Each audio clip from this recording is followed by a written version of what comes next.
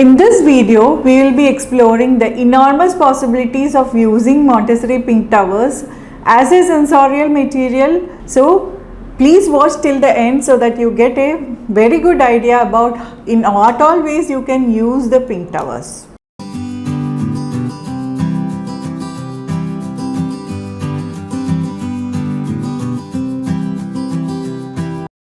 In the introductory period, like with every Montessori activity, the directress or teacher gently and precisely demonstrates how to carry the material piece by piece to the mat.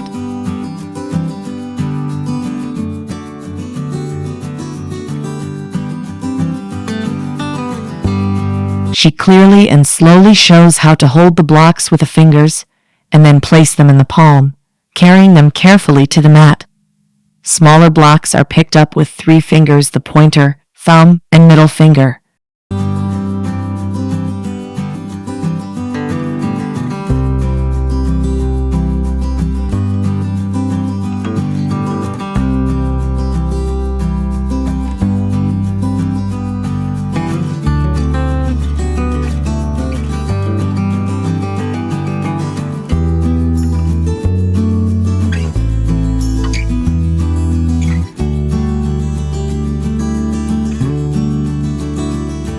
But as the size increases, the blocks are carried using the whole hand.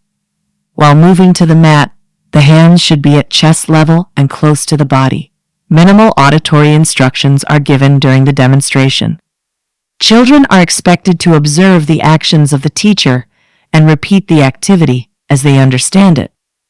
This approach enhances observational and learning skills, which contrasts with conventional learning that is predominantly based on auditory lessons.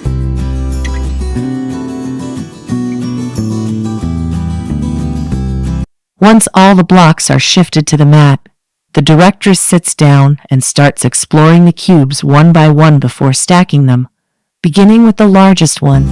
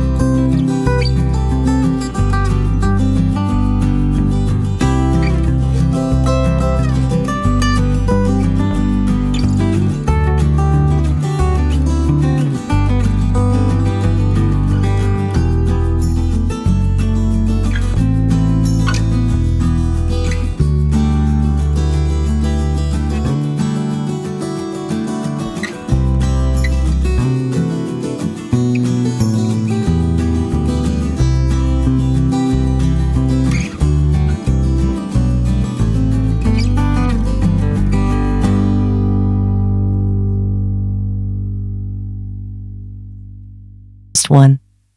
After the tower is built, to return it to its original position, the directress again picks up each cube slowly with her fingers and spreads them out on the mat.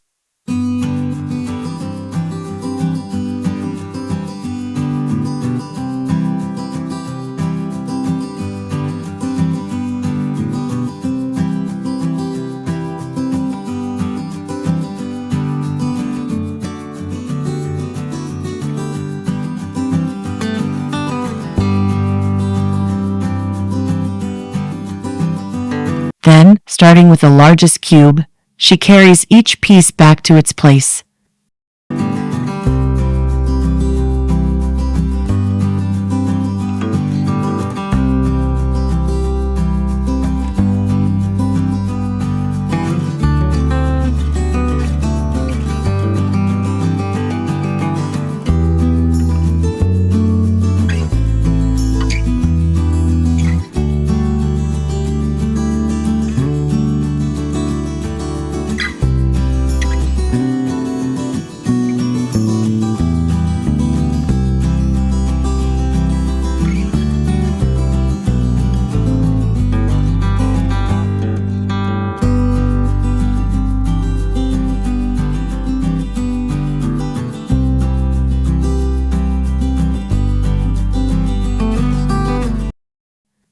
Finally, the directress slowly rolls up the mat and carries it back to its rack.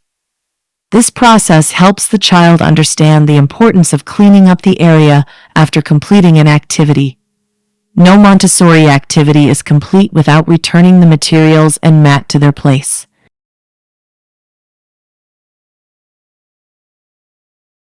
So I think you have got a very good idea about Montessori pink towers. If you have more questions or you are feeling doubtful about something, please feel free to leave your questions in the comment box. Thank you.